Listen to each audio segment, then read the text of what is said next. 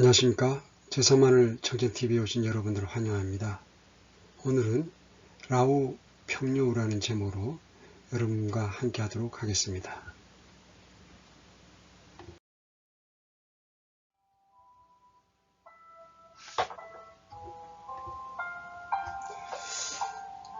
중국의 사회관계는 5개 정도로 나눌 수가 있습니다. 펑여우, 하오 펑여우, 라오 펑여우, 형제관시, 간성디, 이렇게 볼 수가 있고요. 중국에는 눈으로 볼 수 있는 담장 말고도 중국 사람 마음속에 있는 담장이 또 하나가 있다고 합니다. 그리고 이 관시를 맺기 위해서는 우선 펑여우, 친구 단계가 되어야 합니다. 중국에서 친구란 한국과 좀 다른 의미를 가집니다. 사회생활 중에 만난 모든 사람이 친구입니다. 담장 밖, 기타 있는 모두 친구입니다. 하오 펑여우는 좀 단계가 지나서 이제 당신을 알게 됐으니 잘해보자, 이런 단계고요. 오늘 우리 제목인 라오 펑여우는 오래된 친구라는 뜻입니다. 어느 정도 관계가 지속됐다는 뜻이죠. 그리고 형제 관시는 진정한 관시로 심리적 담장한 이너서클에 들어갔다는 그런 뜻입니다. 그리고 간송띠는 피를 나눈 형제는 아니지만 그보다 두터운 관계를 말하고 있습니다.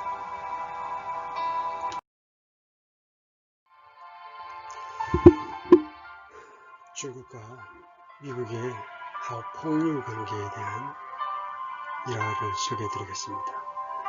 1979년에 첫 방미에 나섰던 덩샤오핑이 텍사스 휴스턴의 한 목장을 방문했을 때 말을 타고 달려온 미국 여성이 그에게 흰색 카우보이 모자를 선물했을 때 관중이 휘바람을 불자 담내하듯이 그 모자를 썼고 지역 언론은 덩이 텍사스 사람이 됐다고 썼습니다. 그때 괴물 같은 공산당 지도자가 아니라 보통 미국 사람과 비슷하다는 인상을 주었고 1979년 말 중국은 휴스턴의 첫 총영사관을 열게 되었습니다. 이때 이제 하오 펑여우 그런 단계에서 2020년 41년이 지난 이 시점에서는 이렇게 미중 우호의 상징과도 같은 총영사관이 폐쇄가 되었습니다.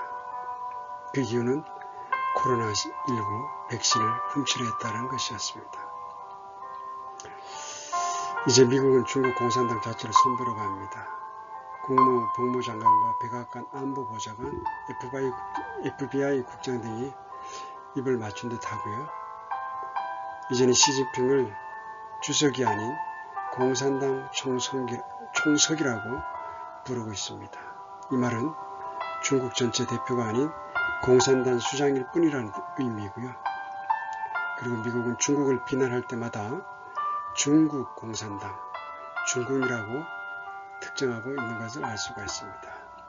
이것은 14억 중국 국민과 9,200만의 공산당원을 분리하겠다는 것이고 미 정부가 중국 공산당원 및 가족의 입국 금지 검토를 보도하고 있는 뉴욕타임스 보도가 예사롭지 않게 들리고 있는 그런 시점에 서 있습니다.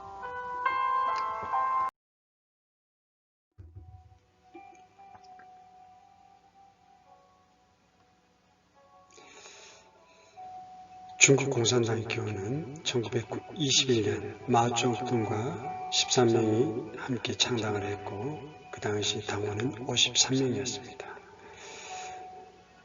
당시에 중국민의 90%가 자기 땅을 원한다는 민심을 정확히 읽은 덕에 국민당과의 내전에서 역전승하게 되었습니다. 그때 독재와 폭정을 하면서도 물, 곧 민심이 배, 권력을 뒤집는다는 역대 왕조의 경우는 기억해야 했습니다. 그래서 인민을 물에, 당원을 물고기에 비유하면서 민심을 중시하는 것이 중국 공산당의 전통으로 자리매김하게 되었습니다.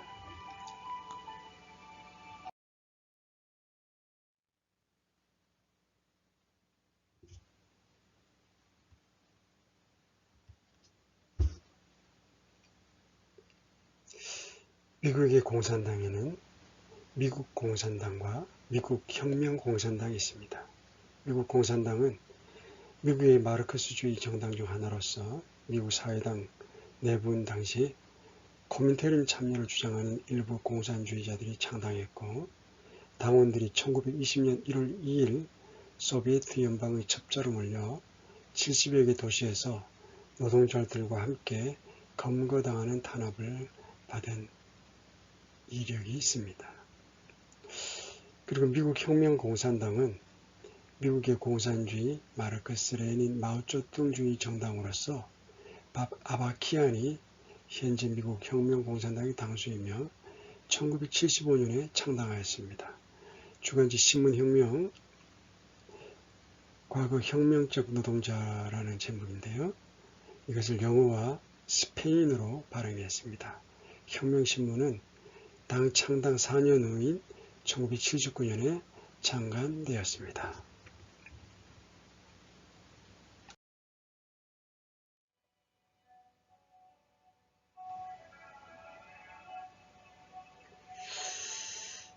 이 미국 혁명공산당, 이 전신은 혁명동맹이라고 부릅니다. 초기 중국 공산당과 매우 밀접한 관계였으나 덩샤오핑의 자본주의 도입으로 1978년에 두 당사자의 관계가 멀어지게 되었습니다.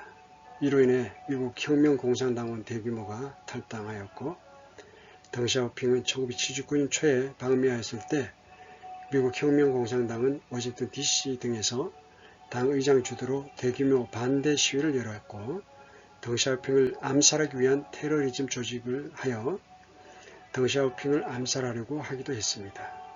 페루, 필리핀, 네팔 등에 있는 여러 마오주의 공산당들과 함께 덩샤오핑을 반대하는 운동을 하였습니다.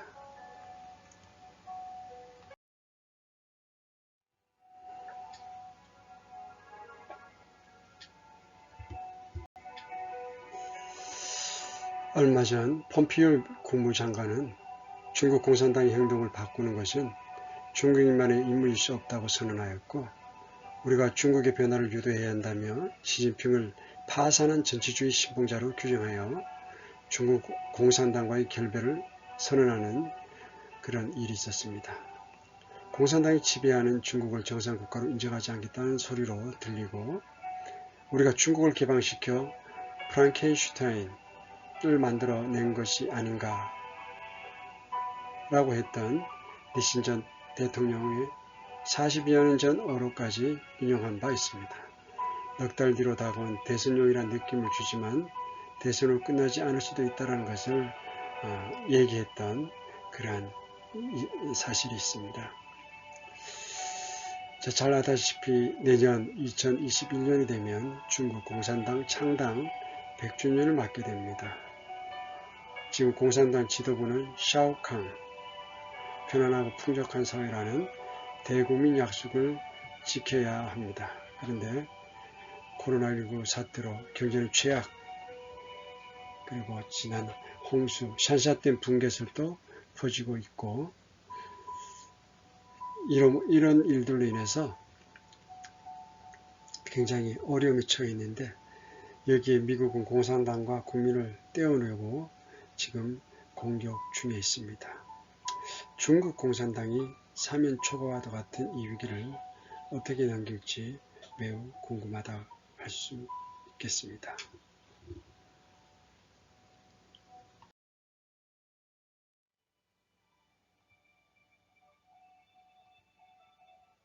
이런 와중에 미국의 라오 평요 사건이 발생하게 되었습니다. 상하이 정치학 포럼에서 디둥성, 자이둥성 부원장이 했던 말이 굉장히 큰 문제로 대두되고 있습니다. 그 내용을 살펴보면 1992년부터 2016년까지 중국과 미국의 여러 복잡한 이슈들에 대해 어찌 그리 쉽게 협의가 이루어졌을 것 같은가. 우리는 미국의 권력 핵심부에 우리 중국 사람들을 많이 심어두었다. 미국 핵심부에는 우리 오래된 친구, 곧 라오평요우가 많이 있다. 그리고 1993년의 은하오 사건과 2018년 베이징의 주중 미국 대사관 폭발 사고는 엄청났지만 미국과 중국은 불과 2달 만에 합의했다. 그것이 어떻게 가능했을까? 그건 바로 미국 권력 최상위층에 우리 사람들을 두고 있기 때문이다. 이렇게 발언하였습니다.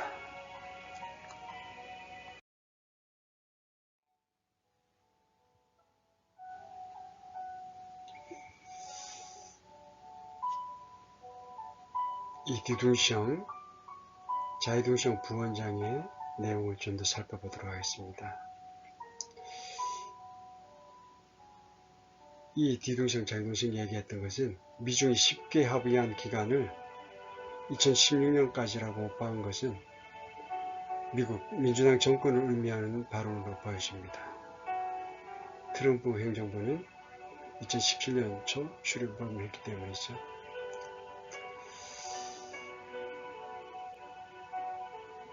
이 디둥성이 언급한 두 사건은 무려 20여 년 이상의 격차를 두고 있습니다. 그의 발언대로라면 중국은 지난 20여 년간 미국 고위층에 라오펑요를 두고 있었던 셈입니다. 이거는 건 20년이니까 엄청난 시간이라고 할 수 있겠죠. 이 많은 기간을 미국 권력 핵심부의 인물들을 곧 라오펑요를 두고 있었다는 사실이 굉장히 충격적으로 다가왔습니다.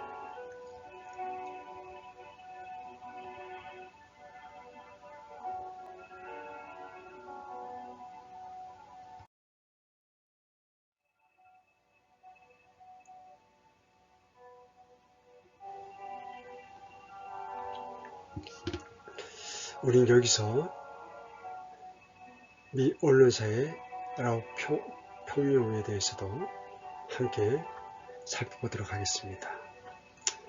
여러분들이 너무나 잘 아는 데이비드 로펠러가 1954년 세계 금융계의 막구 실력자로 알려진 로스차일드 가문의 재정적 후원 아래 네덜란드 빌더버그 호텔에서 첫 회의를 가졌던 세계의 그림자 정부, 곧 빌더버그 그룹에서 1991년 6월 5일에 했던 기조연설문을 꼭 기억해 주시기를 바랍니다. 우리는 워싱턴 포스트와 뉴욕타임즈, 타임즈와 다른 언론들의 책임자들이 우리 모임에 참석해서 40년 가까이 우리와 맺은 언론 재량권에 대한 약속들을 존중해 준 사실에 감사하고 있습니다. 이 기간 동안 우리가 대중들에게 조명을 받는 대상이 되었다면 세계를 향한 우리의 계획을 진전시키는 것이 불가능했을 것입니다. 하지만 이제 세계는 보다 정교해졌고 세계 정부를 향해 행진할 준비가 되어 있습니다. 지식 엘리트의 초국가적인 주권과 세계 은행가들이 확실히 과거의 세대들보다 국가의 자체적인 결정에 관여할 수 있게 되었습니다. 1999년도 김영삼, 김대중 대통령이 참석했던 빌더버그 그룹에서 데이비드 로펠러가 했던 기조 연설이었습니다.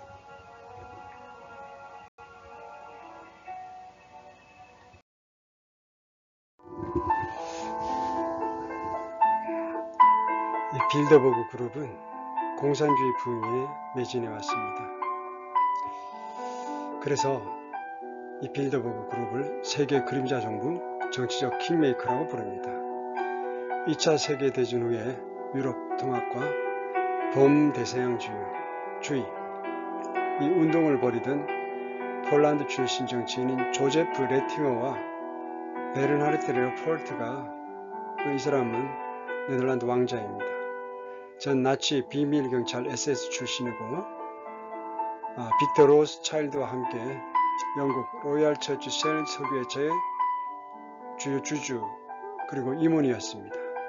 이 두 사람이 주도해 만든 모임이 바로 빌더버그 그룹입니다. 잘 아시다시피 세계 금융계의 실력자 로스 차일드 가문의 후원을 받아서 네덜란드 암스테르담 인근 빌더버그 호텔에서 1954년 첫 회의가 열려 그 명칭이 유래되었습니다. 미국과 유럽의 정치 지도자, 국제적 금융업자, 기업 총수 등 100여 명의 다양한 분야 엘리트들로 구성되어 있고요.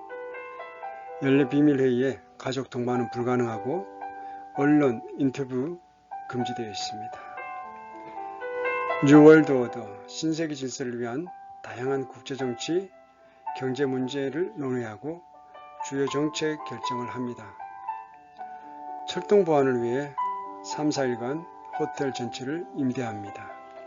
각종 업무는 비밀정보 요원들이 처리합니다. 이 채텀 하우스에는 룰이 있습니다. 이 회의에 참석했던 참석자들은 모임에서 얻은 정보를 이용해도 되나 누가 무엇을 말했는지 공개해서는 안 됩니다. 이것이 채텀 하우스의 룰입니다.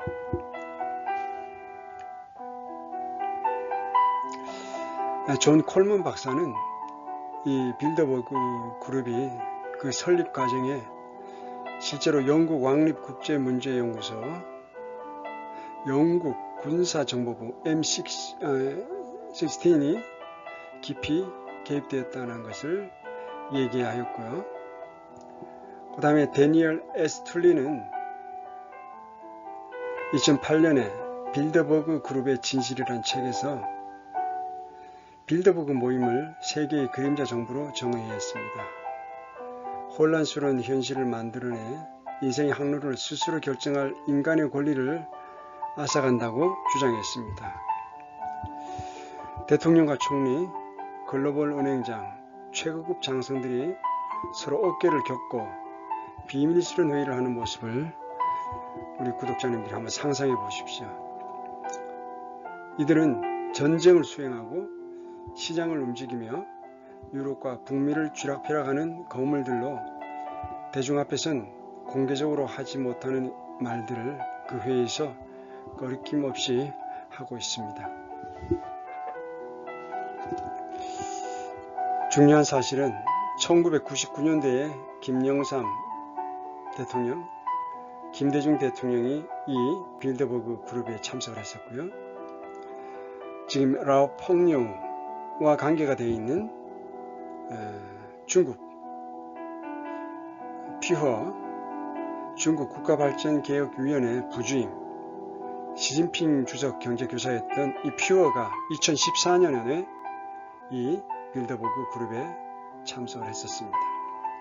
1993년에는 빌 클린턴이 참석했었고 2년 뒤에 대통령이 되었습니다. 1997년도에는 토니 블레어가 참석을 했었는데 4년 뒤에 이 역시 영국 총리가 됩니다. 이래서 이 빌더버그가 세계 정치를 막고해서 쥐락펴락하고 있다, 이렇게 얘기하고 있는 것입니다.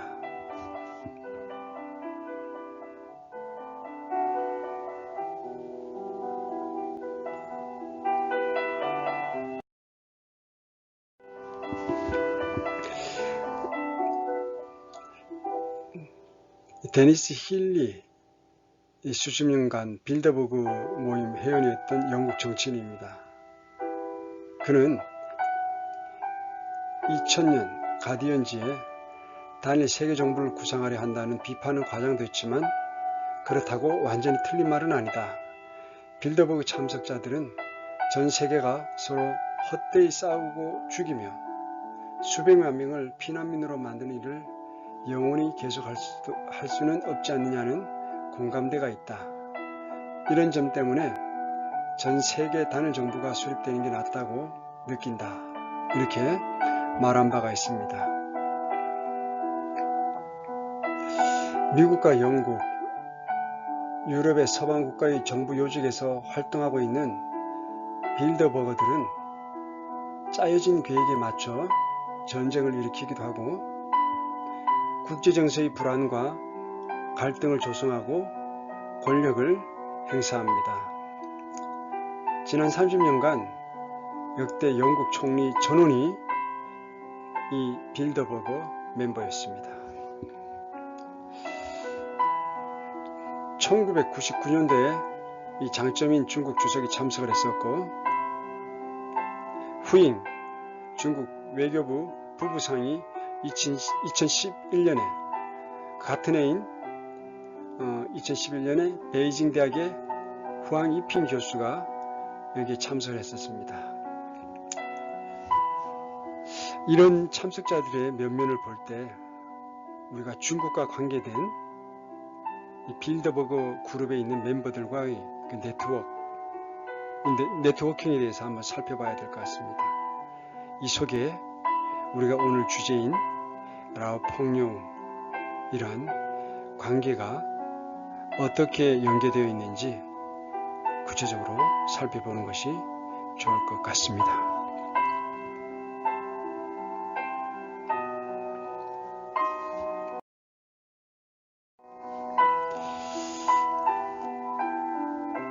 여기서 우리가 두 가지를 한번 잘 정리를 해볼 필요가 있을 것 같습니다.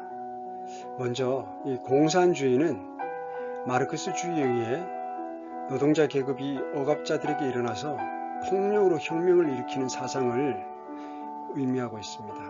여기에는 중국, 구소련, 북한과 같은 정치체제가 있습니다. 근데 또 하나의 공산주의 체제는 우리가 지금 살펴보고 있는 빌더버그 그룹의 공산주의입니다. 이 빌더버그 그룹의 공산주의는 일반적 형태의 공산주의와는 다릅니다. 마르크스주의나 마르크스 레닌주의를 벗어나서 문화적 마르크스주의의 기반에 소수가 다수를 억압하는 사회를 뜻합니다. 소수가 다수를 억압하는 사회. 처음 시작은 소수의 존중으로 나타나나 후반은 다수의 억압으로 변질되며 노동자의 혁명이 아닌 자본가의 혁명으로 소수의 자본가가 다수의 노동계급을 완전하게 지배하는 사회체제를 구축하는 데 공산주의를 이용하고 있습니다. 빌더버그가 공산주의를 표방하지만 실제 중국과 같이 부유한 공산주의 국가는 아닌 이상 북한과 같이 가난한 공산주의 국가들은 이 그룹에 소외되어 있다는 사실을 유념해야 하겠습니다. 공산주의 국가인 중국과 공산주의 흔적이 남아있는 러시아는 빌더버그 그룹에 속하지만 서구의 공산주의라고 할 수 있는 문화적 마르크스주의를 배경하는 데 주력하고 있습니다. 문화적 마르크스주의 운동인 동성애, 여성운동, 소수 우대 정책 등을 정책적으로 거부하며 빌더버그 그룹에 속하여 이점을 취하지만 빌더버그 그룹의 어젠다를 따르지는 않습니다. 정리를 하자면 자본가의 혁명으로 소수의 자본가가 다수의 노동계급을 완전하게 지배하는 사회체제, 이것이 빌더버그 그룹의 공산주의 체제입니다.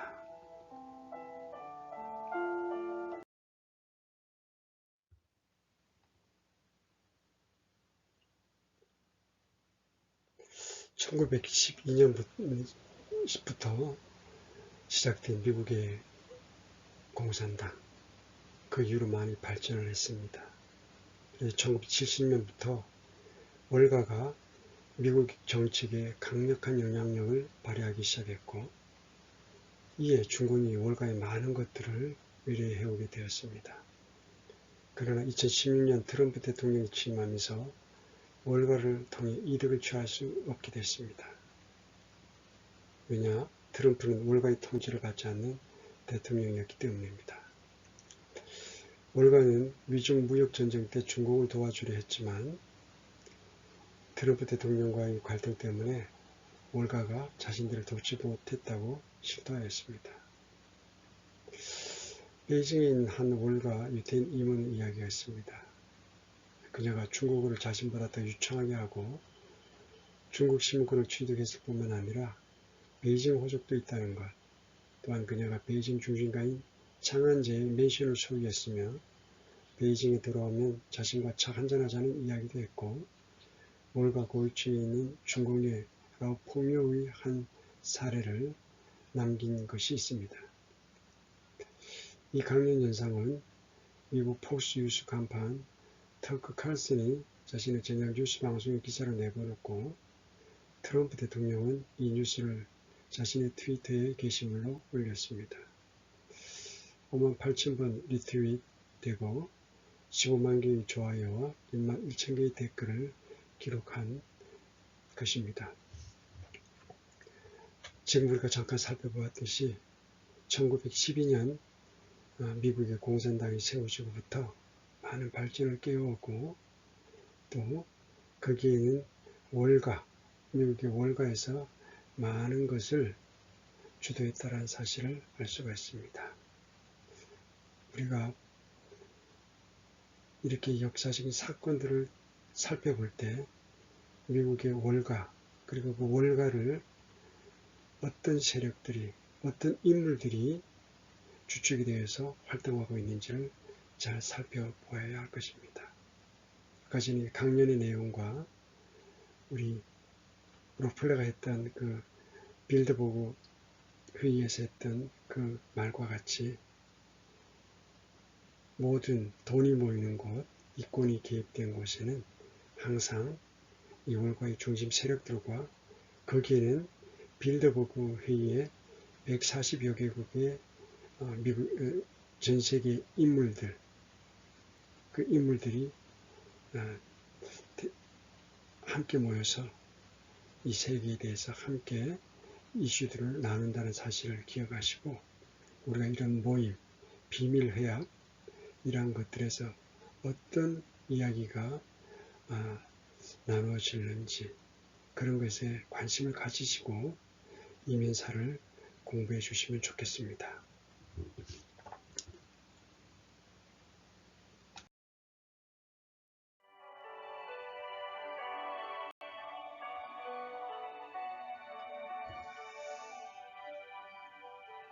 여러분과 내가 아는 것처럼 진실은 앤드류 잭슨 이후로 금융가들이 정부를 소유하게 되었다는 것입니다. 루즈벨트 대통령이 1933년 11월 21일 콜로넬 하우스에서 보낸 편지의 내용입니다. 이 루즈벨트의 말처럼 미국 앤드류 잭슨 이후로 금융가들, 미국의 금융가들이 정부를 소유하게 되었다는 사실을 여러분들이 기억해 주시기를 바랍니다.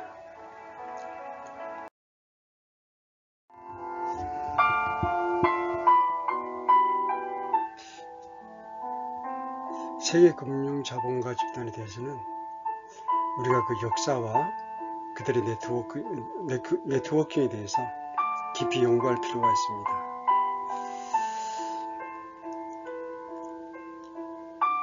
일루미나티의 4가지 기법이 있는데 그 중에 한 가지를 말씀을 드리겠습니다. 실제이건 꾸며낸 것이든 위기는 우리에게 실제적인 것처럼 느껴진다. 거짓된 고의적인 위기는 우리에게 겁을 주고 일루미나티가 그들의 목표를 이룰 수 있게 해준다. 그 예로는 뉴올리언스를 그들의 뜻대로 재디자인한 것, 2005년 허리케인 카트리나, 중동 오일을 이유로 이라크에 참전한 것, 그리고 연방준비제도를 위해 은행들을 장악한 것, 지구온난화, 에너지위기, 홍수, 허리케인, 이런 것들을 일루미나티는 이런 제기후들을 통제합니다. 그리고 이 밖에도 다른 여러 재앙들을 이 일루미나티의 뜻에 따라 통제하는 겁니다. 이 사실들을 우리가 일루미나티들이 가지고 있는 기법, 그리고 일루미나티들이 했던 말, 이런 것들에 대해서 우리가 추적을 해서 이들이 어떤 것을 추구하고 있는지를 잘 간파할 필요가 있겠습니다.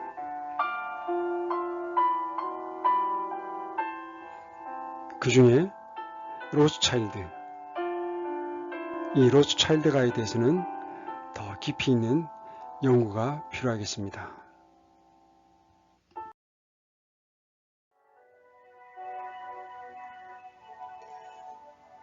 일루미나티였던 헨리 포드가 했던 말을 들려드리겠습니다. 이 나라에는 우리 은행과 금융 시스템에 대해 이해하는 사람이 많지 않은 것 같습니다. 만일 그렇지 않다면 내일 아침이 밝아오기 전에 혁명이 일어나게 될 것입니다. 네, 일루미나티였던 헨리 포드는 우리 은행, 일루미나티들이죠. 일루미나티들이 가지고 있는, 소유하고 있는 금융 시스템에 대해 대중들이 이해하는 것을 원치 않는다는 것을 알고 있습니다. 그리고 대중이 그것을 알게 된다면 혁명이 일어난다는 것도 알고 있습니다. 그러므로 우리는 이 세계적인 금융 시스템과 거기에 관계된 자들을, 조직들을 깊이 연구하고 그 실체를 이해해야만 합니다.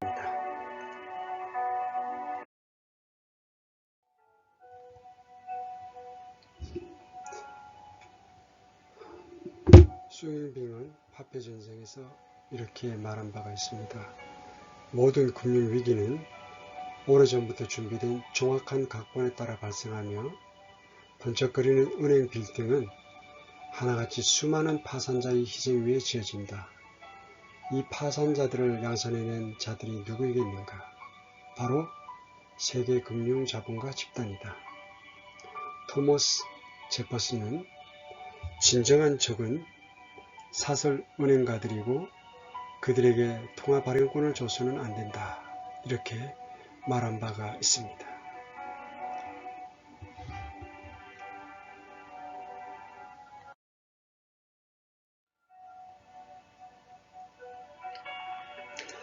자, 우리가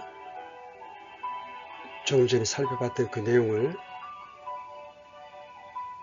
우선 알고 있어야만 중국 서기왕 예진민과 바이든과의 커넥션에 대해서 이해를 할 수가 있는 것입니다. 조 바이든의 아들 헌터 바이든, 그리고 중국인 사업가 예진민의 유착관계가 미국 상원 보고서에서 드러났습니다. 중국인 사업가 예진민은 중국 공산정권과 인민해방군과 긴밀히 연계되어 있었고, 헌터 바이든이 인민해방군과 밀접한 관계인 중국 석유 재벌 예진민으로부터 수년간 수백만 달러를 받아 일부 거래가 의심스럽다며 잠재적 금융범죄 활동으로 확인한 바 있습니다. 2017년 8월에 예진민 회사는 미국 회사 허드슨 웨스트 3에 500만 달러, 약 58억 원을 송금하였습니다. 그리고 2016년에 설립된 회사로 헌터 바이든과 예진민의 부하가 공동으로 소유주로 있는 것입니다. 500만 달러 거래가 발생한 이듬해 허드슨 웨스트 3는 바이든이 소유한 로펌 오아스코에 수시로 돈을 송금하였습니다. 그리고 그 컨설팅 비용 명목으로 총 480만 달러, 약 56억 원을 송금한 바 있습니다. 같은 시기 헌터 바이든의 회사는 100만 달러 이상을 헌터 바이든의 삼촌 제임스 바이든의 컨설팅 회사로 이전하였고, 이 보고서에 따르면 해당 거래를 잠재적인 금융범죄 행위로 확인하였다고 하였습니다. 은행이 제임스 바이든의 아내 사라 바이든에게 이 같은 활동에 대해 설명해달라고 문의했으나 증빙서류 제공하기를 거부하였습니다.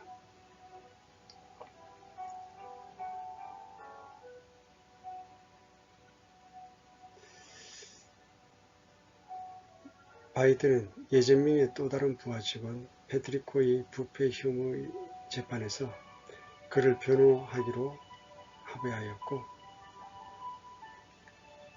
지역 석유 사업을 따기 위해 아프리카 고유 관리들에게 뇌물을 준 혐의로 뉴욕 연방법원에서 징역 3년형을 선고받았습니다. 그리고 미국 검찰은 또 호 씨가 중동 국가들의 무기 판매 시도 혐의와 이란이 중국 은행으로부터 자금을 조달하도록 도운 혐의도 제기하였습니다. 이렇게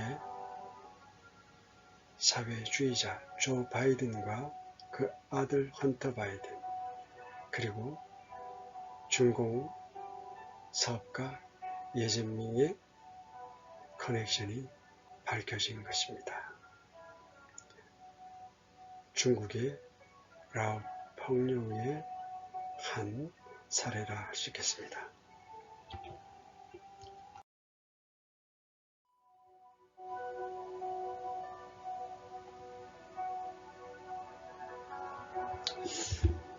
뉴욕타임스에 의하면 패트릭 호는 체포 당시 제임스 바이든에게 가장 먼저 전화를 걸었다고 합니다.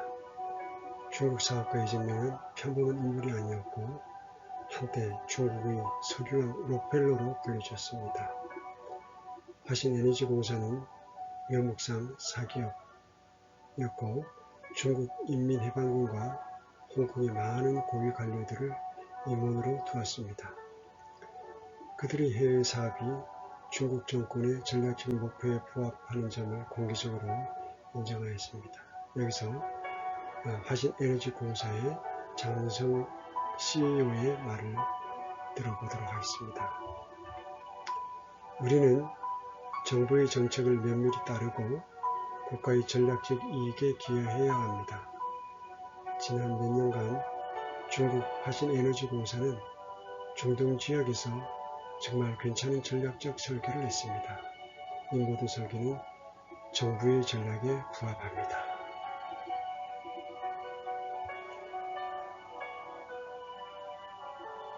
이런 내용들에 대해 바이든 캠프 측은 해당 보고서가 공화당 의원들이 전염병으로부터 주의를 돌리려는 시도라 했고,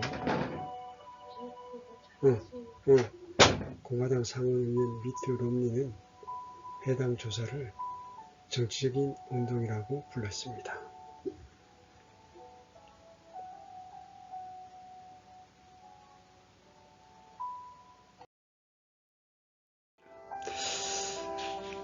이 중국은 전 세계에 미인계 덫을 설치해놨습니다. 이 라오 펑요 관계를 맺은 뒤에 이런 미인계를 써서 나라의 정보와 또 기타 중국에서 필요한 그런 정보들을 캐내는 작업을 진행했습니다. 얼마 전 폭스 뉴스에서는 이런 내용을 발표한 적이 있습니다. 여러 전직 정보 당국자들을 이용해서 중공 간첩들이 다양한 목적으로 활동하고 있다. 이번에 크리스틴 팡에게 걸린 스왈웰 의원, 이는 전도 유명한 정치 신인으로서 매우 가치가 높은 사냥감이었습니다. 중국에. 그의 모든 인맥을 간첩 활동에 이용하기 위해 스왈웰 본인은 물론 친구, 조력자, 보좌관, 인턴 등 주변 사람에게도 접근했고, 한 소식통은 지난 수십 년 동안 대부분 중공 간첩들이 기업과 교수들에게 매달렸지만 이후 정치 분야로 확대되었고, 정치인들은 수백만 달러의 자산을 가진 최고 경영자보다 이 미인들이 유혹하기 훨씬 쉽다고 이렇게 보도한 바가 있습니다. 그리고 전직 중앙정보국 CIA 요원이었던 다니엘 호프만은 이 크리스틴 팡은 샌프란시스코 주재 중공 총영사관의 명령을 받았다. 그들이 스왈웰 같은 인물에게 접근한 것은 고위층이 되기 전에 미리 관계를 맺으려는 목적이었고, 그렇게 한 것은 거물들이 된 후에는 접근하기가 매우 어렵기 때문이다. 이렇게 얘기했습니다. 이렇게 중공은 미인계 덫을 전 세계에 깔아놨습니다. 중공의 미인계가 미국을 넘어 전 세계에 퍼져 있고, 닉슨 전 대통령이 마오쩌둥 주석을 방문한 직후부터 서방 세계에서 기승을 부리고 있습니다. 대표적 사례를 하나 들자면 이중 간첩이었던 카트리나 류입니다. 류는 20여 년간 미국 연방수사국 FBI와 중공 국가안전부 MSS를 오가며 활동했습니다. 제공한 정보는 미국 대통령과 중공 총서기 집무실 책상 위로 모두 직접 전달되었습니다.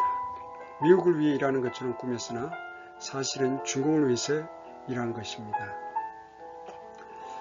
류는 FBI 요원 2명을 침대로 끌어들여 몰래 연인관계를 맺었고, 그녀를 통해 유출된 FBI 첩보활동은 중공으로 흘러들어가 미국의 정보자원에 심각한 손상을 초래한 바가 있습니다. 이렇게 중공은 라오 폭녀의 관계를 통해서 미인계, 이런 미인계라는 덫을 전 세계에 설치해 두었습니다. 이 사실을 유념하시고 이 중공에 대한, 이 미인계에 대한 것들에 대해서 저도 관심을 갖고 여러 자료들을 채집해 보시면 좋을 것 같습니다.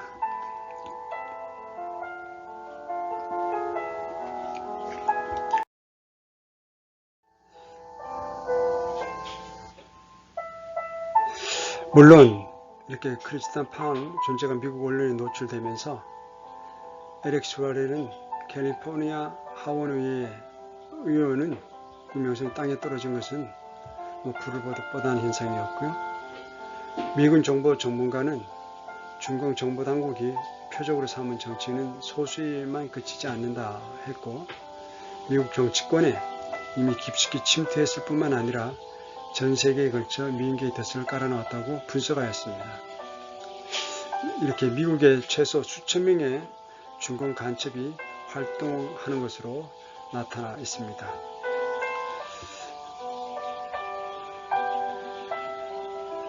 포스뉴스에서는 미국에 수백에서 수천 명의 중공 간첩이 있다. 이들은 명문대 출신으로 영어를 유창하게 구사하며 링크드인, 페이스북 같은 소셜미디어 플랫폼을 이용해 사냥감을 구한다 라고 주장했습니다. 위버는 이들 미인계 간첩들은 대개 젊은 여성이지만 꼭 그런 것은 아니라며, 중공 간첩은 남녀를 가리지 않아 동성을 표적으로 삼는 경우도 있다고 했습니다. 간첩들은 사냥감의 부적절한 행위를 사진이나 동영상 기록으로 남겨 향후 협박의 증거로 삼고, 중공에 협력하지 않으면 이를 공개해 이혼하게 하거나 공직을 잃을 위험에 처하게 됩니다. 영국 BBC에서도 중공은 지역별로 각국 미인계 간첩을 운영하고 있고, 상하이 국가안전부는 미국 베이징은 여러시아, 텐진은 일본과 한국을 담당하고 있다. 이 간첩활동은 각국 정보기관의 비밀이 유출되어 있어 공개되는 사례가 적지만 간간히 언론에 보도되고 있다라고 보도하였습니다.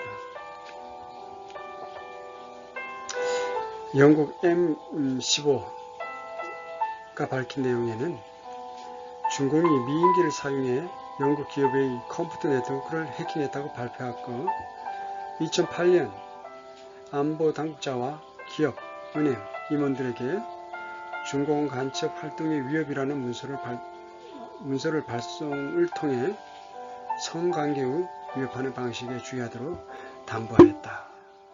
이렇게 보도한 바가 있습니다. 이렇게 중공은 이 라오 폭류 관계를 통해서 이렇게 미인계를 써서 각종 정보를 캐내었던 것을 알 수가 있습니다.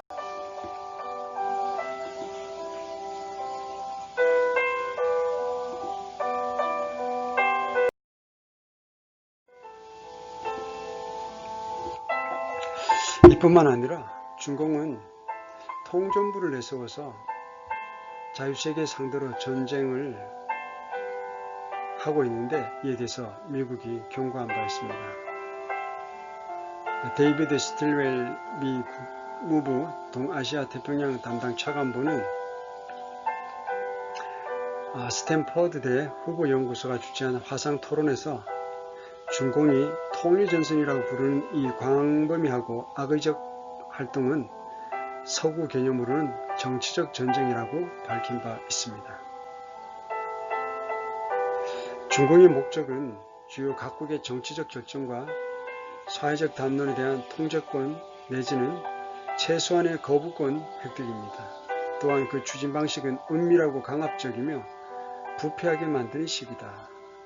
구체적으로는 수천 개에 이르는 민간단체를 통해 타국의 정치적 영향력을 행사하고 반체제 운동을 감시 탄압하는 형태다. 여기에 정보 수집, 기술 이전 촉구 등 국가 안보 경제 분야 침투가 더해지게 됩니다. 이런 단체는 모두 단기관인 통일전선 공작부, 통전부의 통제를 받고 스틸웰 차관보는 일부 통전부 조직은 중공과의 관계성을 밝히고 있지만 대부분은 독립적이고 풀뿌리 형태의 비정부 기구, NGO, 문화교류회, 우호협회, 상공회의소, 언론매체 또는 학술단체로 자신을 알리려고 노력한다고 지적한 바 있습니다.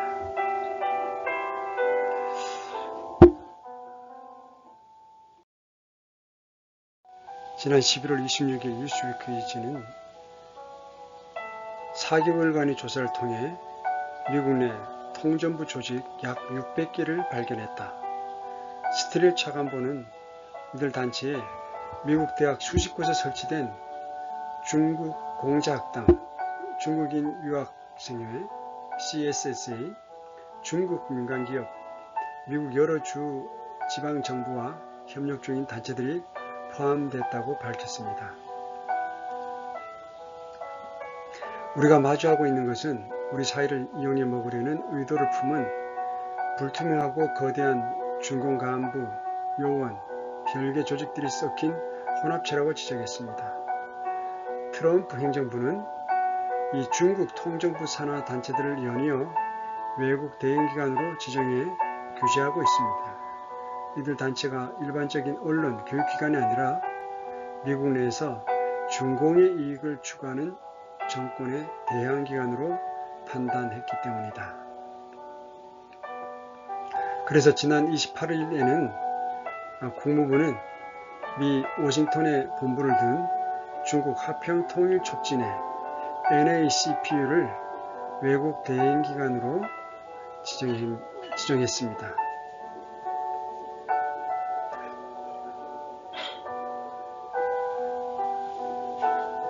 이 스틸웰 차관보는 중공의 통일전선 활동이 상호주의에 위배된다고 지적했고 중공이 중국 사회 여러 분야에 대한 접근을 차단하면서 자신들은 미국의 외교, 교육, 무역, 투자, 과학기술 분야에서 자유롭게 활동한다는 것입니다.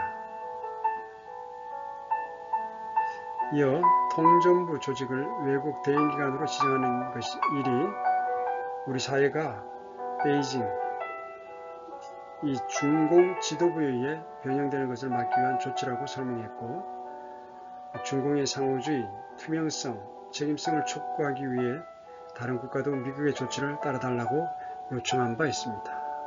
자, 이렇게 중공은 라오 폭류 이 관계를 형성하고 뒤로는 엄청난 일들을 저지른 것을 알 수가 있습니다.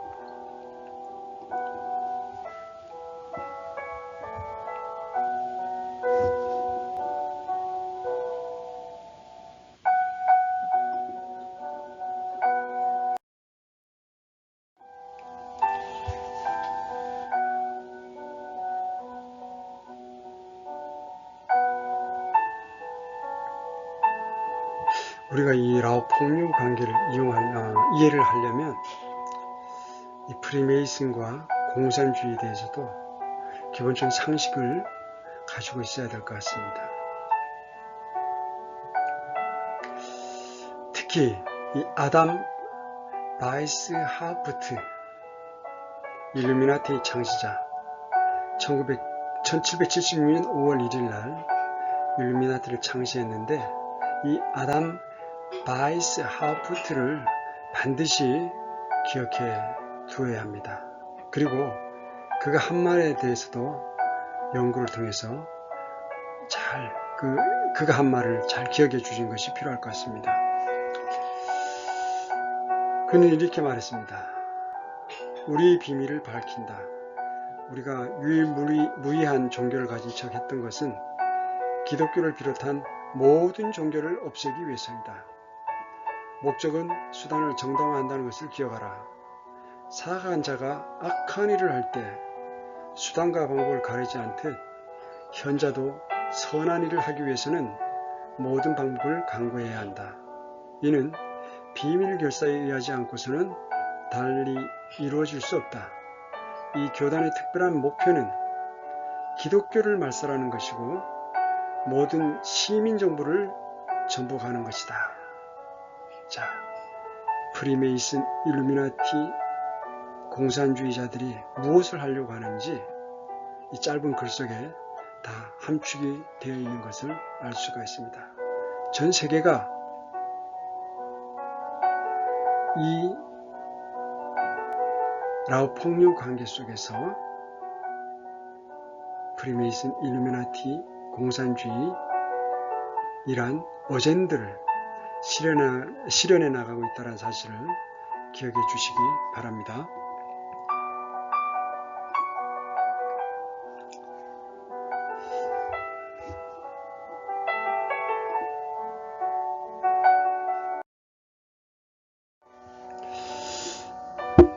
이 일루미나티가 스스로 폭로한 뉴월드 오더 계획 22가지가 있습니다.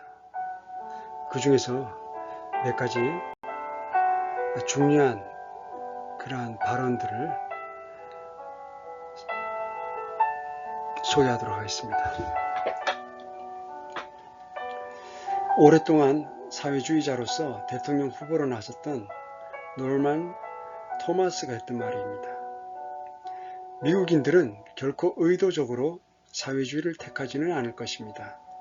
하지만 그들은 자유라는 이름으로 자신들도 의식하지 못한 사이에 미국이 사회주의 국가가 될 때까지 모든 사회주의적 프로그램들을 채택하게 될 것입니다. 굉장히 중요한 말입니다. 왜 지금 미국 내의 공산주의, 중공, 이네들의 전략 전술, 통전부, 미인계를 통해서 이렇게 미국을 사회주의 하려고 하는 건지 우리가 이 노만 토마스의 말을 통해서 알 수가 있습니다. 저들은 미국을 사회주의 국가로 만들려고 하는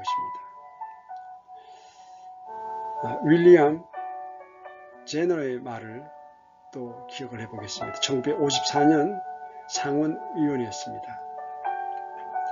오늘날 미국이 완전한 독재 국가가 되는 길은 엄격한 법을 통해 열리게 될 것입니다.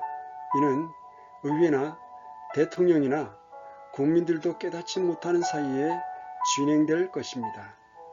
외부적으로 보면 우리는 헌법을 준행하는 정부를 가지고 있습니다.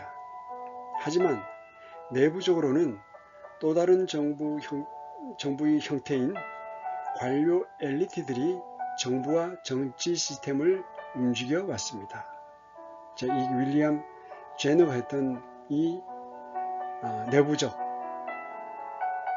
그리고 다른 정부의 형태인 관료 엘리트들, 이것이 지금 전 세계적으로 이슈화되고 있는 딥스테이트,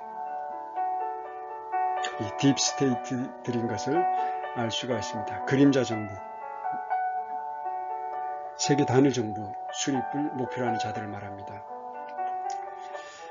조금 더 뒤로 와서 1989년도에 조지 부시가 했던 말을 또 소개해 드리겠습니다.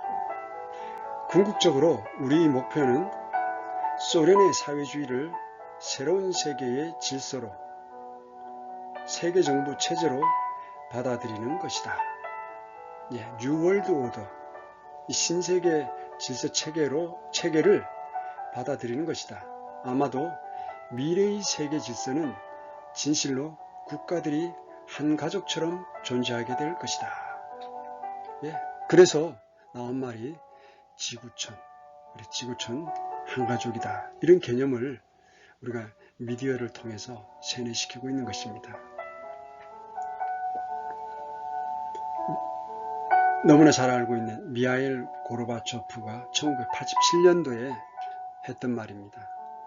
우리는 공산주의 세계인 뉴 월드 오더를 향해 전진하고 있으며 결코 이 행진을 멈추지 않을 것입니다.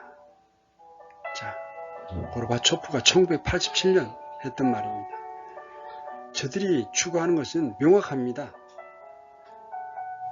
공산주의 세계, 뉴 월드 오더를 추구하는 것이고 완성하고자 하는 것입니다. 이것을 미국 트럼프 정부, 저들이 이것을 막아내고자 지금 모든 총력을 기울이고 있는 상태입니다. 또 한 사람을 더 소개하겠습니다. 너무나 유명한 세계적인 인물, 아돌프 히틀러입니다. 국제사회주의는 뉴 월드 오더를 수립하기 위한 자체 혁명을 시도할 것입니다.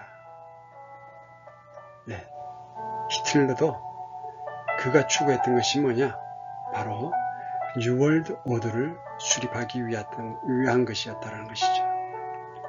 자, 우리가 역사 속에서 이런 일루미나티 그리고 엘리트들이 했던 말을 유념하고 그들이 했던 말들을 우리가 추적에 들어가면, 그리고 그런 말을 하게 된 배경을 조금만 관심을 갖게 되면 이 엘리트 세력, 딥스테이트들이 무엇을 추구하고 있는지 금방 감지해낼 수 있습니다.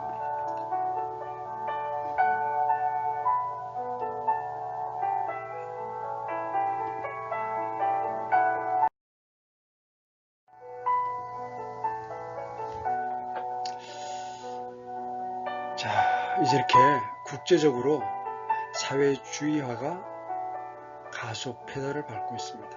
가속 페달입니다. 이제 자유민주주의 보루인 미국이, 영국이 이렇게 무너지고 나면 전 세계가 사회주의화 되는 것은 너무나 쉬운 일이라고 보여집니다. 이미 여러 책과 여러 기사들, 여러 정보 매체들 통해서 들어서 아시겠지만 전 세계가 사회주의화로 빨갛게 물들어가고 있고 또 물들어져 갈 것이라는 것이 명백해 보입니다.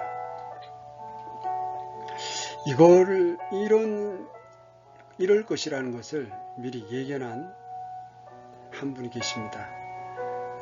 레리 P. 맥도널드 의원입니다. 이분은 1983년 소련에 의해 격추당했던 대한항공 747 여객기에 탑승했던 분입니다. 그분이 했던 말을 또 기억해 주시면 좋겠습니다.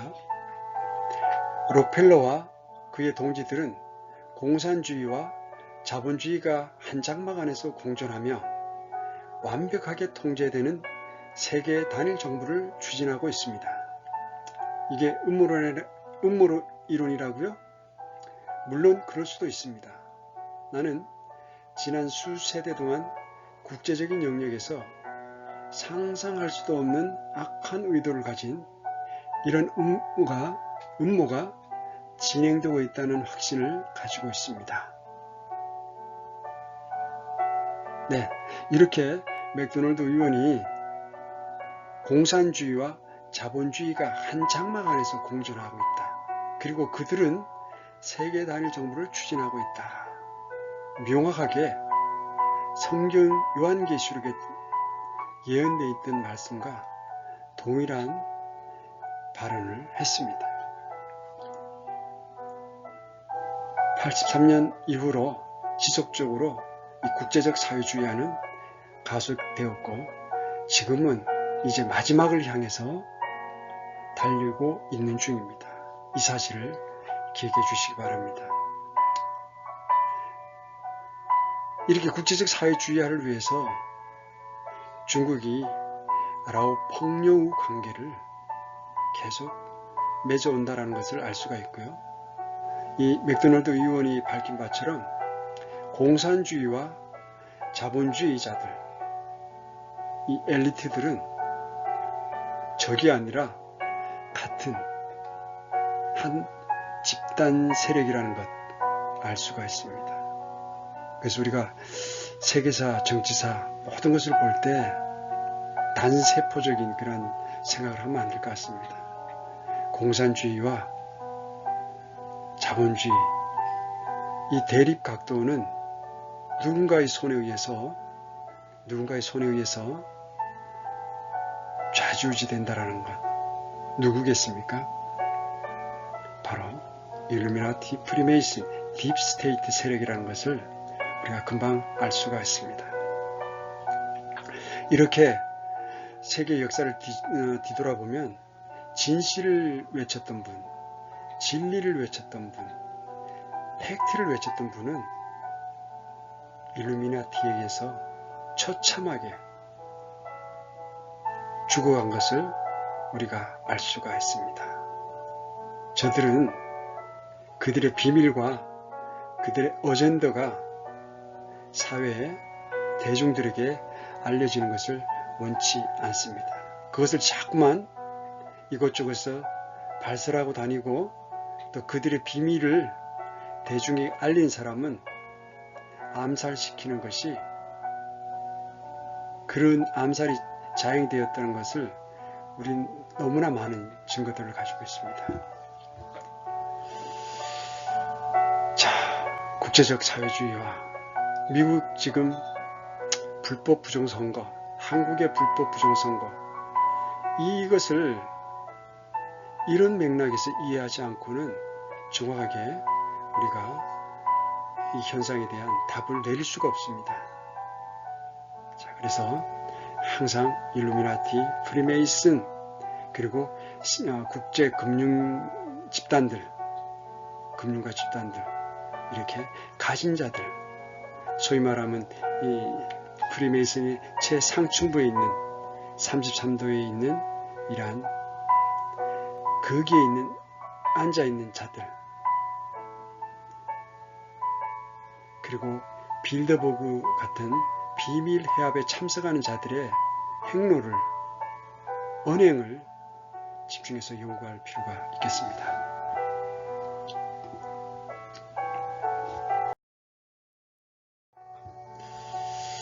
참 놀라운 사실인데요. 역대 로마 가톨릭 교황들은 사회주의자, 공산주의자들이었습니다. 아르헨티나 출신 교황인 프란체스코 교황도 공산주의자이며 국민들 100%가 진보 좌파입니다. 로마 가톨릭의 지배받고 있는 국가들인 헝가리, 체코, 슬로바키아, 크로아티아, 폴란드, 벨기에, 오스트리아, 아일랜드, 프랑스, 스페인, 포르투갈, 이탈리아, 멕시코, 필리핀, 베네수엘라, 콜롬비아, 페루, 쿠바, 에콰도르, 볼리비아, 칠레, 파라과이, 우루과이, 브라질 등 이 나라들의 국민들은 90% 이상이 로마 가톨릭 교도이며 100% 진보 좌파입니다. 로마 가톨릭이 지배를 받고 있는 나라들의 국민들은 모두가 그렇습니다. 이슬람의 지배를 받고 있는 중동 아랍권, 이란, 이라크, 사우디, 카타르, 그리고 북아프리카, 이집트, 알제리, 튀니지, 이 국가들의 무슬림들도 100% 사회주의자들, 공산주의자들입니다. 가톨릭 분파인 동방 종교회의 지배를 받고 있는 러시아, 키프로스, 그리스, 루마니아, 불가리아, 세르비아, 보스니아 이런 나라들도 이 동유럽 국가들의 국민들도 90% 이상이 진보 좌파입니다. 반대로 개신교의 지배를 받고 있는 영국, 스코틀랜드, 웨일즈, 독일, 네덜란드, 스위스, 핀란드, 아이슬란드, 노르웨이, 스웨덴, 덴마크, 캐나다, 호주, 뉴질랜드 등의 국민들은 90% 이상이 보수 우파입니다. 그래서 우리가 국가 그리고 단체 이들이 추구하는 것이 어떤 것인지를 그리고 그 단체와 소속된 사람들이 했던 말을 잘 살펴보는 것이 매우 중요하다고 볼 수가 있겠습니다.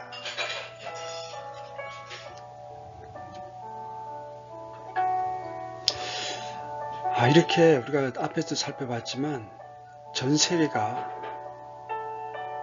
이 라오 폭력 관계를 추구를 하지만 그 관계 속에서 국가와 국가 사회에서 이 추구하고자 하는 것, 그것이 뭐냐?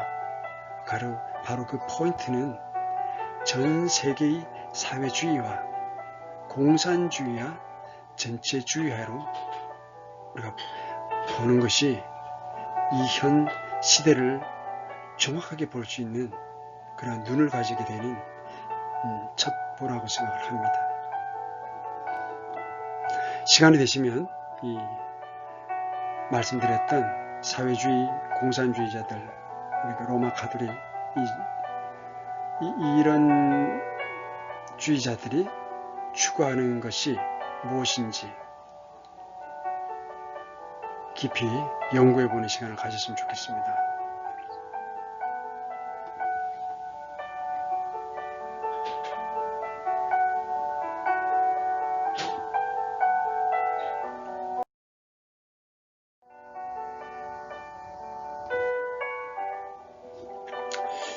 잘 아시다시피 미국은 성경으로 시작한 나라이고 미국에는 여러 종교들이 분리되어 섞여 있어서 하나의 종교가 미국을 지배하고 있지 못합니다. 국가 종교인 힌두교, 불교, 유교, 도교, 이슬람, 신사참배, 일본이 사는 거죠. 국가교회, 로마 가톨릭, 동방종교의 개신교의 지배를 받고 있지는 않습니다. 그래서 전 세계적으로 미국만큼 이방 종교나 교회의 지배를 받지 않는 나라들을 찾아보기가 힘듭니다. 미국은 이방 종교와 교회와 국가가 분리되어 있는 유일한 나라입니다. 미국은 성경대로 믿는 그리스도인들이 제일 많은 나라이기도 합니다. 로마 가톨릭, 동방종교의 이슬람, 힌두교, 불교, 신사참배, 공산주의자들의 지배를 받고 있는 나라들은 공통점이 모두 다 가난한 나라들, 후진국이라는 것입니다. 반대로 개신교의 지배를 받고 있는 나라들은 공통점이 모두 다 부자 나라들, 선진국이라는 것입니다. 그러니까 가난하고 못 사는 사람들은 좌익, 곧 사회주의, 공산주의 세계를 추구하고 잘 사는 부자들은 우익, 자본주의 세계를 추구하는 것을 우리가 알 수가 있습니다. 예수회가 우리나라에 세운 대학교를 졸업한 통치자, 여러분 잘 아시는 한 분을 기억하실 겁니다. 박근혜 대통령이시죠. 서강대학교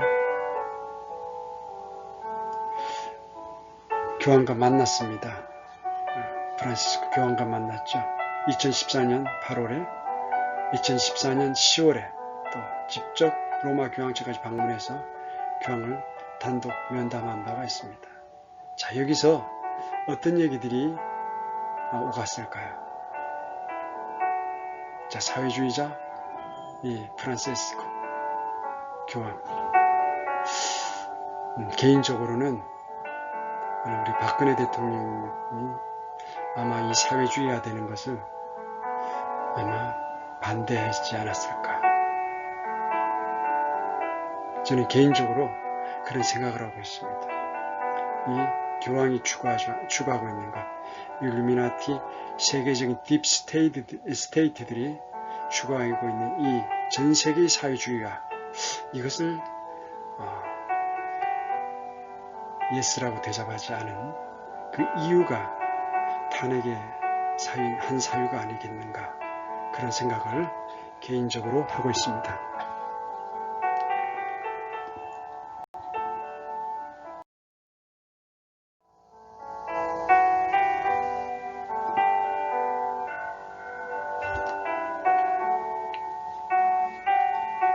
미국의 사회주의화를 좀 더 살펴보겠습니다. 사회주의 시스템은 레둑시온이라고 합니다. 레둑시온. 17세기 남미 파라과이에서 시작된 이 레둑시온이라는 사회주의 시스템은 프리메이슨에 의해 유럽의 공산주의 혁명으로 번져나갔고, 아메리카에서는 미국 건국과 함께 들어온 로스차일드 일가 금융 카르텔에 의해 미국을 사회주의 시스템으로 만들기 위한 스파이 활동으로 진행되었습니다. 꼬미네 혹은 레둑시온이라 불리는 이 체제들은 곧 북아메리카, 미국을 향한 스파이 활동에 사용되었습니다.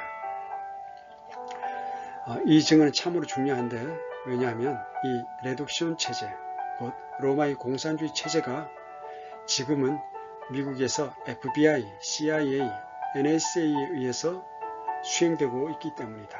굉장히 중요한 얘기입니다.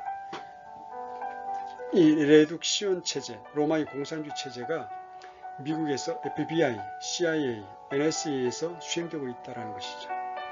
이 스파이 체제는 2001년 9월 11일 뉴욕의 대주교인 에드워드 A. CFR CIA에 의해 자행된 쌍둥이 무역 빌딩 테러 사건을 계기로 더욱 증가하고 있다. 이렇게 리처드 파이프스의 공산주의라는 책에서는 밝히고 있습니다. 이 리처드 파이프스는 현대 러시아 연구의 최고 권위자이고 1958년부터 하버드 대학교에서 러시아 역사 강의, 역사학과 명예교수로 재직한 바 있습니다. 이렇게 레둑시온 사회주의 시스템이 온 세계를 붉게 물들이고 있는 사회주의 시스템, 사회주의 독이라는 것을 우리가 알 수가 있습니다.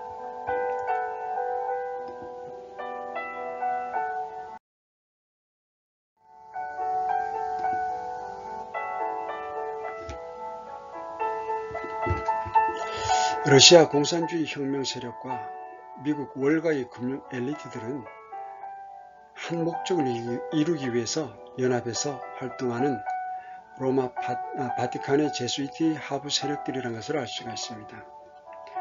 러시아 공산주의 혁명 주체 세력과 미국 월가의 금융 카르텔은 1, 2차 세계대전 기간 동안 로마 바티칸 제수이트의 목표인 정적 제거, 즉 구약성경의 유대교와 신약성경의 그리스도교, 곧 동방정교와 개신교를 말살하는데 그들의 역량을 모았습니다.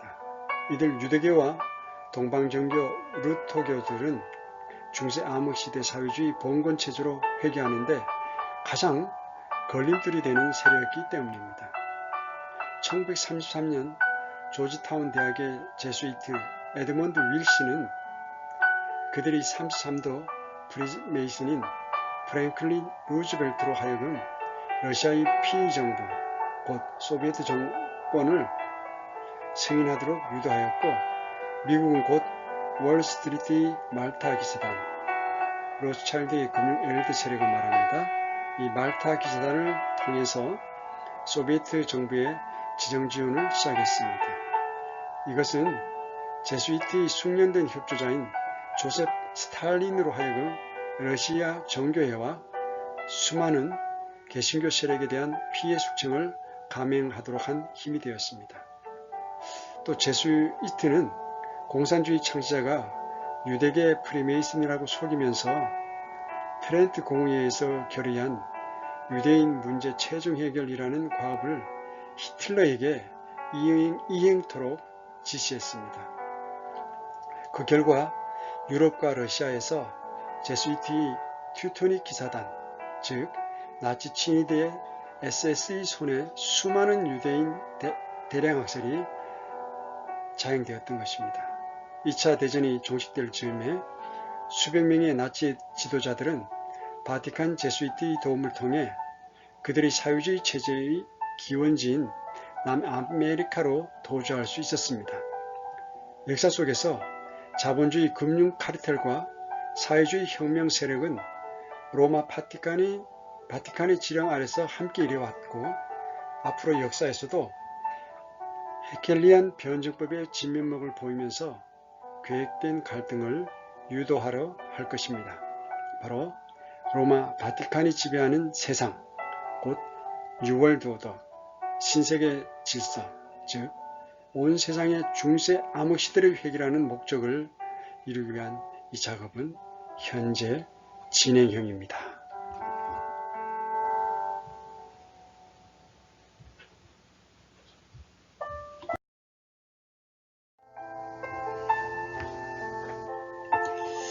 공산주의를 만든 유대인 마르크스도 프리메이슨이었고, 공산주의 역시 인본주의와 마찬가지로 민중을 선동하여 권력을 얻기 위해 만든 사상에 불과합니다. 특히 마르크스는 종교는 아편이라며 유물론을 주장하여 사람을 동물로 만들었고 종교를 말살하였습니다. 마르크스 사상에 심취된 레닌은 폭력적 방법으로 혁명을 하기로 하고 영국의 프리메이슨으로부터 자금을 지원받았습니다.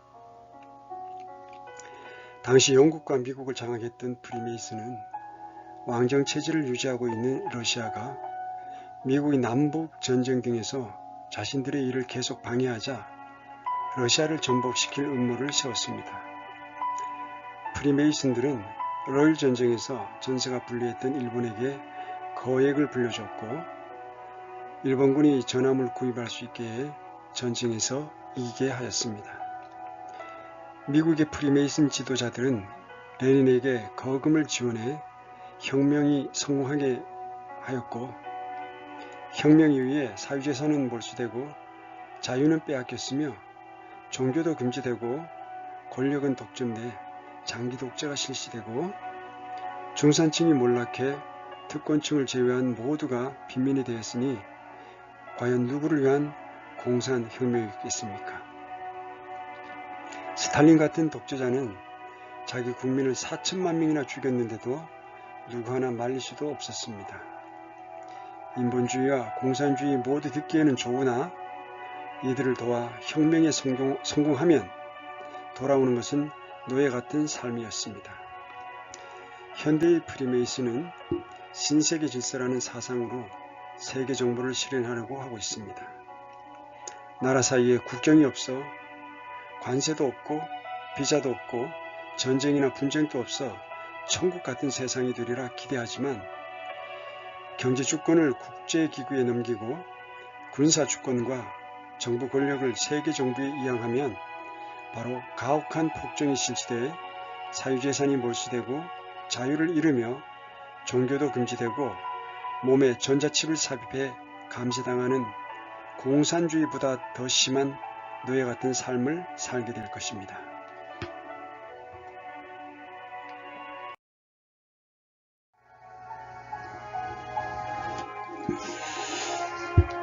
일루미나티는 프랑스 혁명과 러시아 공산혁명에도 관여를 했습니다.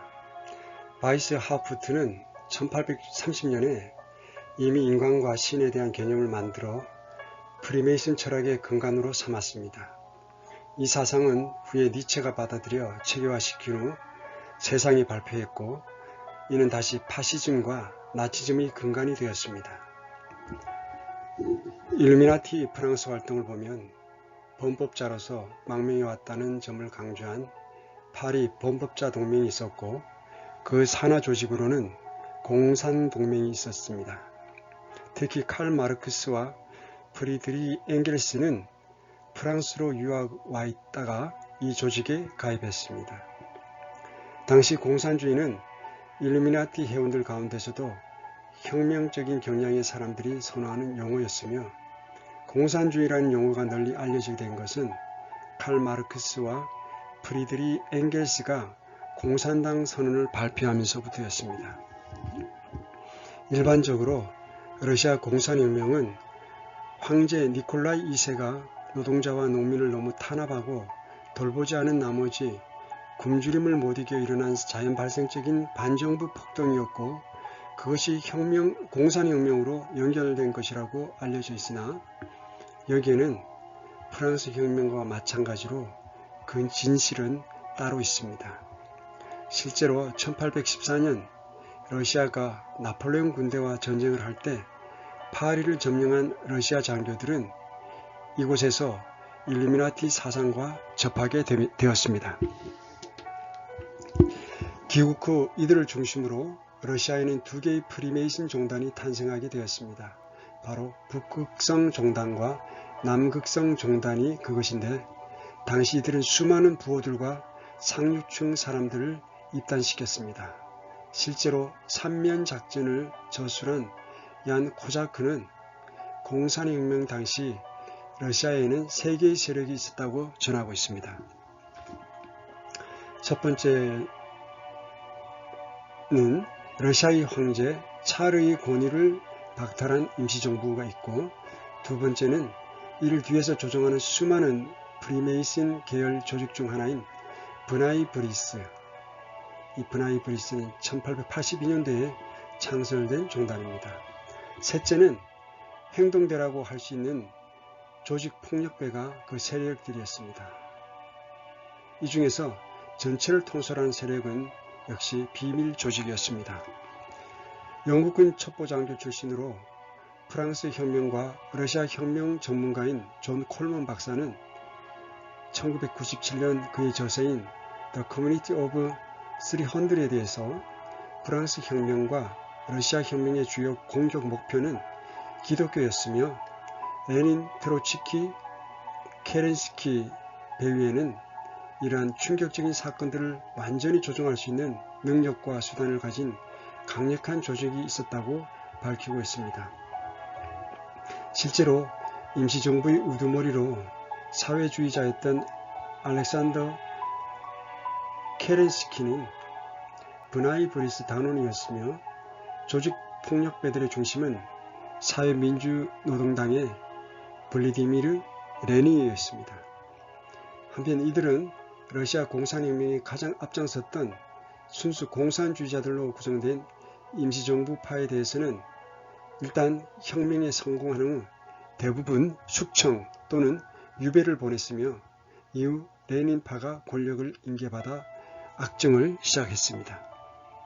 이렇게 시작된 공산주의는 헤겔의 변증법과 다윈의 진화론 등을 바탕으로 현이상학이나 신이 없어도 물질 스스로 존재하고 진화할 수 있다는 변증법적 유물론에 기초하고 있습니다.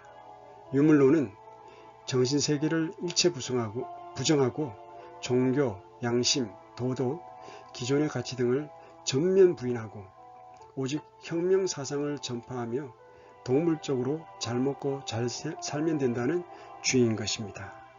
자, 이상의 내용을 살펴봤을 때 지금 공산주의자들이 추구하는 내용과 너무나 동일하다는 것을 알 수가 있습니다. 우리는 프랑스, 러시아 혁명 이러한 역사적인 사실을 잘 살펴보고 그 속에서 우리는 배움을 얻어야 할 것입니다.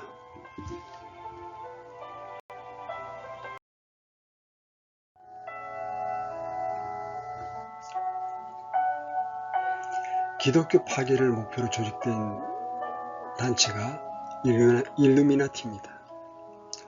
우리가 지금 조금 전에 살펴봤던 이 공산주의라는 용어는 1830년대 말 프랑스 혁명을 일으켰던 유럽 내 비밀 조직인 일루미나티, 곧 광명회가 처음으로 사용하기 시작하였습니다.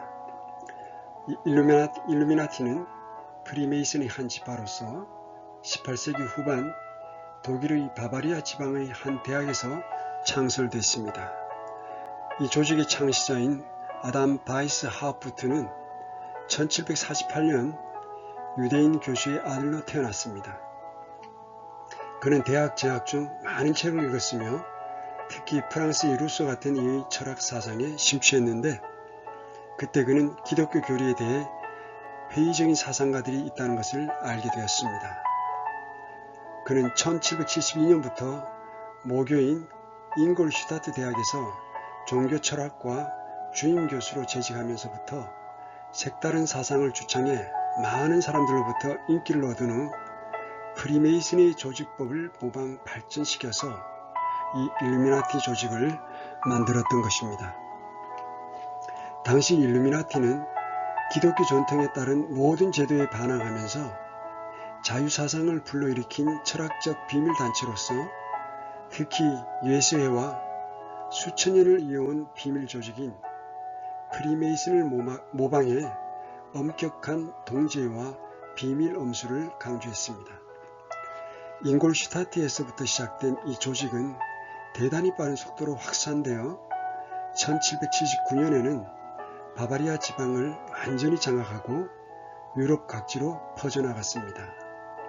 이때 단원으로 가입한 사람들 가운데에는 괴테, 쉴러, 모차르트 같은 유명 인사들도 있었고,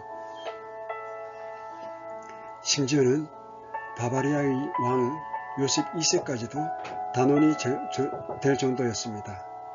당시 독일에서는 왕정이 아닌 공화국 정부 제도에 대한 토론이 활발한 상황이어서 이들은 모임에서 주로 종교 철학과 일반 철학에 대해 토론했습니다. 이들은 주로 루소, 모렐리, 마블리의 사상 따위를 논했는데, 이런 상황에서 일루미나티는 평등주의와 합리주의를 근본 사상으로 내세워 많은 호응을 얻었습니다.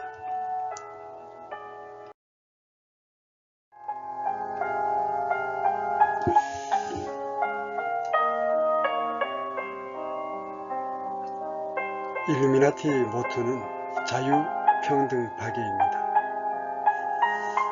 일루미나티 상급으로 올라갈수록 사탄 숭배의 속내를 드러내고, 프리메이슨 최고 계급인 33도 마리아 P. 홀, 그의 저서 The Lost Keys of Freemasonry 에서 일단 프리메이슨의 신비한 의식에 참여한 사람은 자신도 모르게 세뇌되어 참된 신은 루시퍼라고 믿게 된다. 프리메이슨의 입대 의식 후 탈퇴할 경우는 살해를 당하고, 프리메이슨이 아니고서는 사탄의 교회 일원이 될 수 없으며, 사탄의 교회 일원이 되면 사탄과 영매로서 접촉이 일어나는 것을 의미한다. 정치와 종교로부터 인간을 해방시킨다는 것으로 포장한 이들의 사조는 유럽 전역으로 퍼져나갔고, 기독교와 대립이 생겨 쌍방의 사회 전반에 걸쳐 치열한 공방을 벌이게 됩니다. 그러나 당시 일루미나티 비밀 조직의 존재를 몰랐던 대중들은 혼란 속으로 빠져들었습니다. 바이스 하프트의 중심 세력은 프랑스에 세워진 프리메이슨 총종단의 침투에 패권을 장악했고, 1986년에 미라보 후작은 자코뱅 파리 대학에 일루미나티 종단을 세웠는데, 이들이 바로 자코뱅파가 됩니다. 프랑스에 뿌리를 내린 일루미나티는 프랑스 혁명을 배후에서 조종했으며, 이를 통해 그 조직망은 전 세계로 퍼져나가 현재 570만 명의 단원을 확보한 상태입니다. 그리고 그 일부는 미국의 해골종단을 조직해 현재에 이르고 있습니다.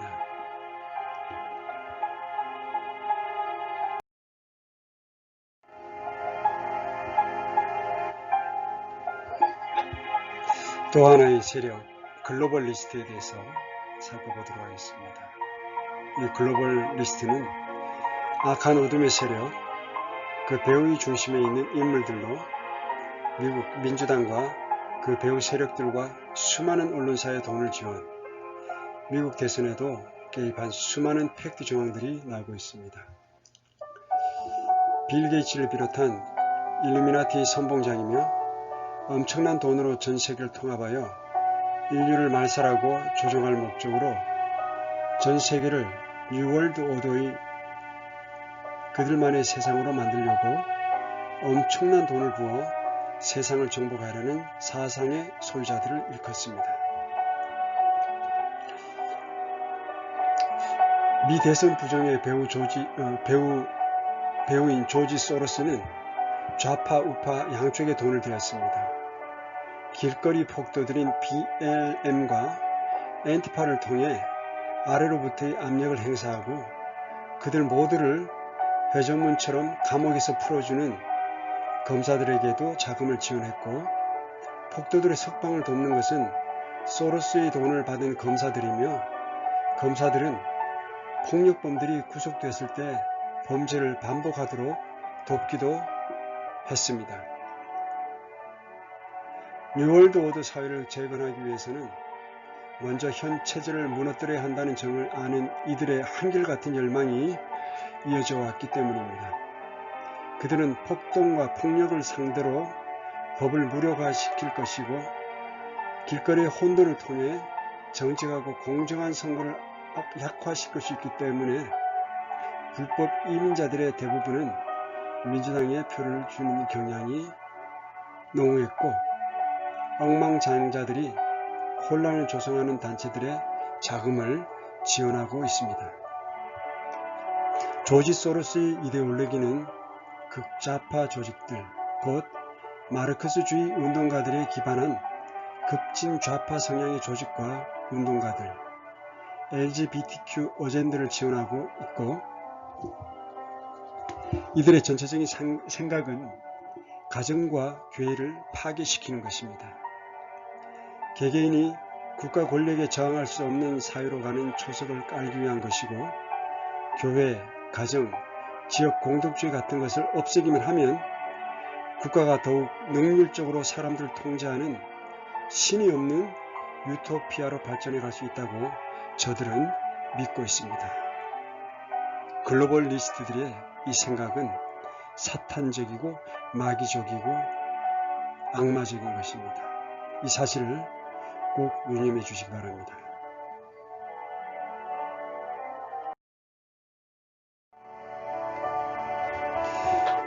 지금 세계는 일루미나티, 딥스테이트, 글로벌리스트 같은 이런 사악한 집단들과 자유민주 체제를 수호하려고 하는 이 트럼프와의 전쟁으로 볼 수가 있습니다. 이 글로벌리스트, 일루미나티들은 코로나를 의도적으로 일으켜 바이러스를 전 세계에 투입하고 인구 감소 정책으로 인류를 5억으로 줄이고, 마지막 그들의 수건이자 마침점인 미국 대선에 개입하여 부정선거를 하였습니다.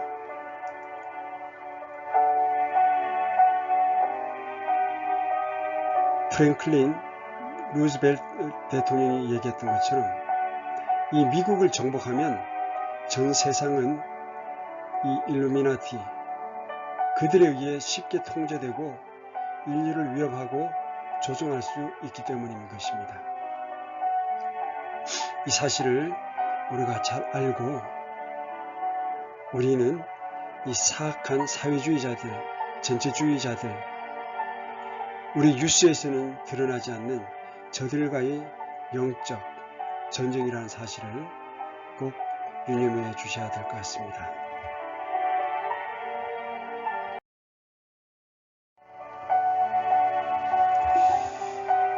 지금까지 살펴본 라오 폭류 이런 관계를 지금까지 지속하고 있는 글로벌리스트, 일루미나티, 프리메이슨, 딥스테이트, 신세계 질서 체계를 고수하는 자들,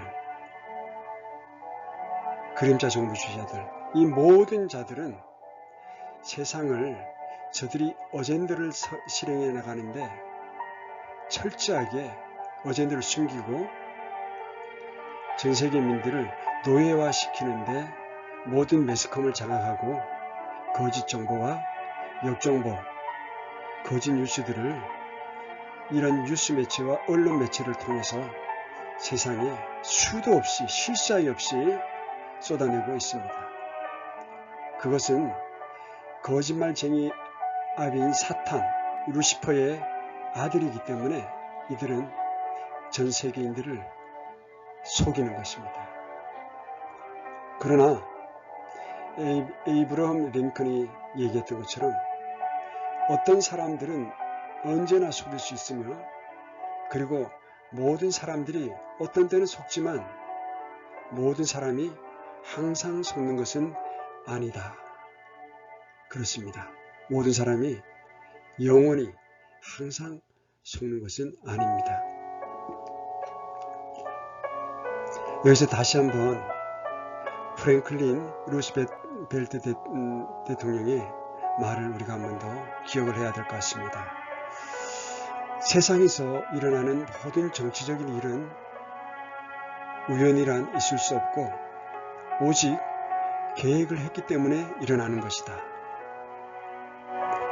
우리가 앞에서 살펴본 것처럼 빌더버그 모임, 300인 위원회, 그리고 각종 비밀 모임, 회합들은 이러한 세상에 일어난 모든 정적인 일들, 이런 것들을 계획하기 위한 모임이라는 것을 고정관념으로 가지고 계셨으면 좋겠습니다. 그리고 이리 유카바체가 했던 말처럼 이 음모론이라고 치부되고 있는 이 음모론만이 이 세상에 일어나는 일들을 이해하는 단초를 제공합니다.